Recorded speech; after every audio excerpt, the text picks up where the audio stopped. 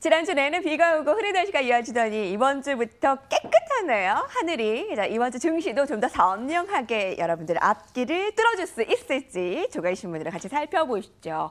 부자들의 경제신문을 읽는다. 오늘 헤드라인 같이 살펴봅니다. 한국투자증권 아이뉴스타를 최화연구원 자리였어요. 안녕하세요. 네, 안녕하세요. 오늘 온라인부터 볼 텐데요. 앞서 상저하고 하반기에 그 실적 이익이 상반기보다 하반기가 더 나아질 것이라고 전해드린 바 있는데요. 네. 그중에 이유 중에 그 수출 증가세, 중국의 사드가 이제 풀어짐에 따라서 그 관련 업종 종목들을 많이 주목을 합니다. 네. 분유가 수출 증가세가 중국 사드 타격에서 회복됨에 따라서 또 종목들도 관심을 받는다고요.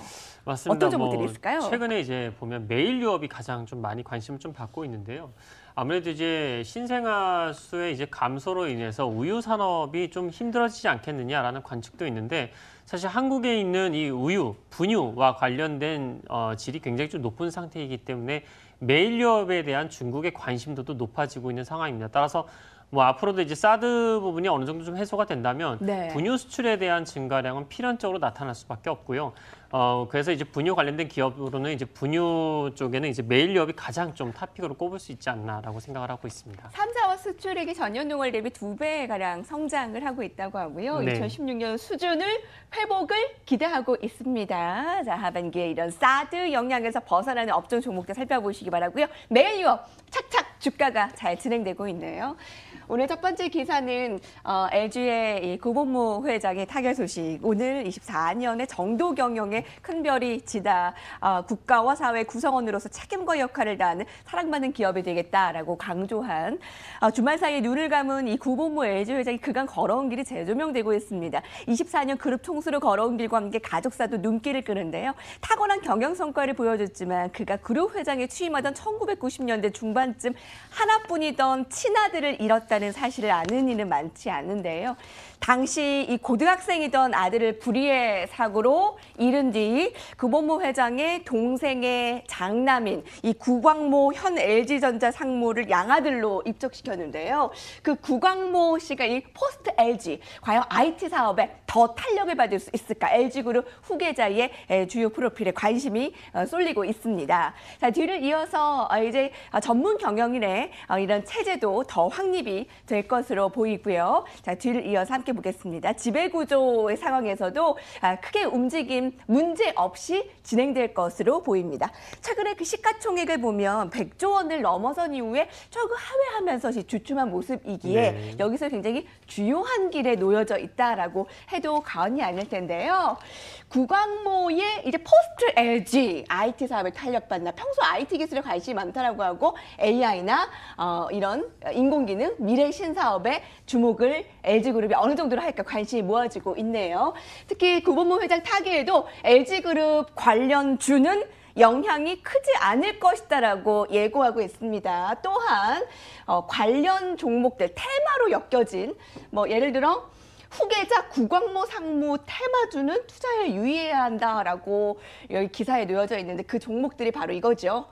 보락과 깨끗한 나라, 오늘 상한가 지난주부터 이렇게 움직이는 모습인데 이들 종목도 한번 점검해 보고요. LG그룹주 전반적으로 영상 살펴볼게요. 일단은 보락과 깨끗한 나라에 대한 투자는 상당히 좀 주의를 하셔야 될 것 같다라고 생각을 하고 있고요. 전형적인 테마주로 좀 살펴보시면 될 것 같습니다. 전형적인 테마주? 예, 그렇습니다. 예. 물론 지금 거래량이나 이런 올라가는 추세 흐름으로 봤을 때에는 단기에 바로 꺾이기보다는 조금 더 추가 상승이 있은 다음에 이제 꺾일 가능성이 높다라고 보고 있는데 다만 이 부분은 물량을 쥐고 있는 세력들의 좀 마음이다 이렇게 좀 볼 수가 있겠죠. 그래서 깨끗한 나라와 보락에 이제 신규로 투자하려는 신규 진입은 굉장히 좀 주의를 하셔야 된다라고 말씀드릴 수가 있겠고요. 그다음에 이제 LG 전체적인 부분 좀 살펴봤을 때에는 일각에서는 상속세가 나올 수도 있다 이런 우려도 좀 있는 것 같은데 그런 부분들로 인해서 LG가 좀 하락을 하고 있는 것 같습니다. 네. 하지만 이제 LG 자체로만 봤을 때는 굉장히 우량한 기업임이 틀림이 없고요. 2년 전, 3년 전에 LG가 아니다 먼저 이렇게 좀 정리를 해드리고 싶네요. 왜냐하면 LG전자도 그렇고 LG화학도 그렇고요. 그다음에 LG U+나 생활건강도 그렇고 2, 3년 전에 비해서 굉장히 펀더멘탈적인 부분에서 튼튼해졌습니다. 여기다가 이제 4차 산업혁명 관련돼서 LG 쪽이 착실하게 준비를 해오고 있었기 때문에 앞으로도 이제 LG와 관련된 계열사 모두 다 좋은 흐름을 좀 보이지 않을까라고 생각을 하고 있습니다.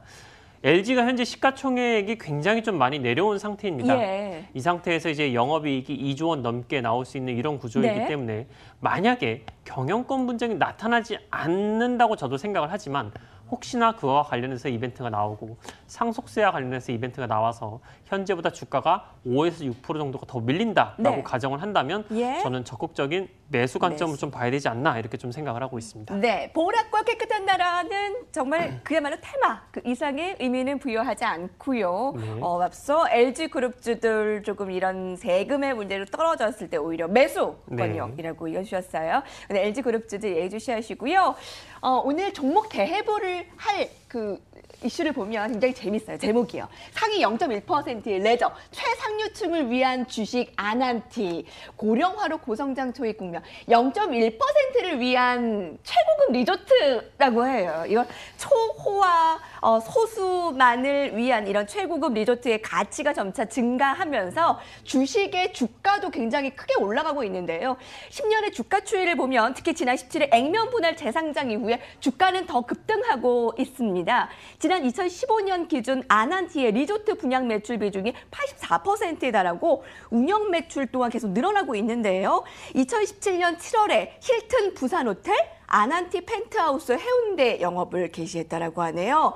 한국보다 앞서 고령화 사회에 도래한 일본은 이미 고급 리조트 시장에서 고성장세를 보이고 있다라고 하는데요. 실버리츠를 위한 차별화 서비스를 찾는 수요가 지속해서 증가하고 있다라고 하고요.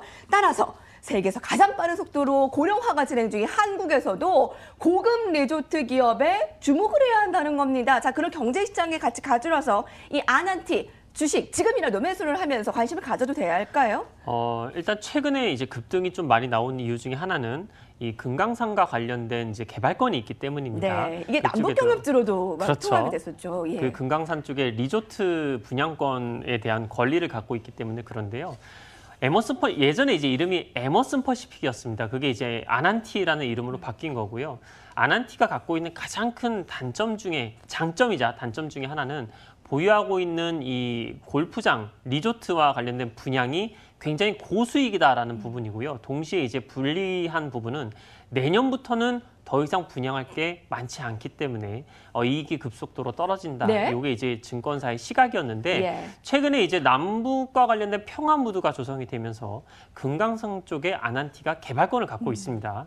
그럼 이제 물론 이제 한 번에 잘 되진 않겠죠. 네. 그다음에 오늘도 급등이에요. 예, 나중에 이제 금강산 부분에 개발이 진행이 돼서 분양권을 만약에 매출 진행이 된다면 네. 실적이 올해보다도 더 나중에 잘 나올 수도 있어요. 근데 아난티가 갖고 있는 금강산뿐만 아니라 모든 부지에 대한 그 토지에 대한 그 자산이 굉장히 많기 때문에 투자자들의 관심도가 다시 한번 좀 집중될 수 있는 그런 상황이다. 그래서 현재 시점 매수 저는 가능하다고 또 생각을 합니다. 다만 이제 매수 가능. 목표가는 어느 정도예요?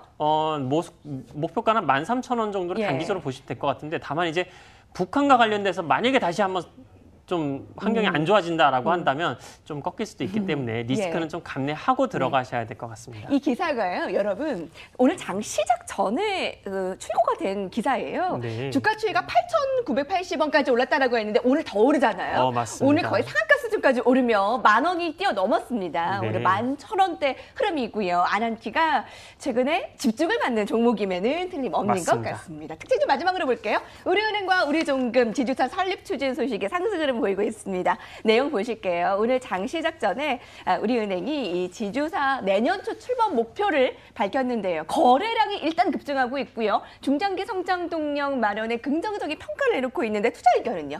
일단 뭐 지주사로 만약에 공식 전환이 되게 된다면 자회사에 대한 다양한 투자를 더 진행을 할 수 있게 됩니다. 뭐 예를 들면 뭐 저축은행부터 해서 증권사부터 해가지고요, 뭐 부동산 개발이라든지 다양한 부분에 좀 진입을 할 수 있게 되는데 은행이 이제 PER 수치가 적은 이유는 은행이 갖고 있는 게 사업이 그 대부업이라든지 아니면 뭐 예적금이라든지 이런 부분으로 한정이 돼 있기 때문인데요. 만약에 이 부분에 대한 사업이 넓혀지게 된다면 주가도 더 상승을 할 수 있는 여지가 높다. 그래서 현재 시점에 우리은행은 굉장히 저렴한 기업입니다. 이렇게 저렴한 기업이 지주사로 성공적으로 전환을 해서 네. 다양한 사업으로 번지게 된다면 PER 밸류에이션이 높아지기 때문에 자연스럽게 주가가 올라간다. 따라서 현재 우리은행의 주가는 굉장히 저렴한 상태이고 예. 분할 매수로 적극적으로 매수할 수 있는 찬스다라고 보시면 될 것 같습니다. 예, 우리은행 어느 정도로 찬스의 기회 수익권까지 갈 수 있을까? 15,000원대 흐름이네요. 이제 금리 인상계 한번 기대 가져오시기 바랍니다. 오늘 종목들이 최영만 고객님 네. 좀 시각이 좀 긍정적인 시각을 많이 주셨어요. 네, 많이 이 좀 종목들이요. 긍정적인 네, 종목들입니다. 보적인 것도 또 확실히 얘기를 해주는데 오늘은 네. 또 이런 시각이네요, 여러분. 여기까지 봅니다. 부자재 경제신문에 있는데 함께했습니다.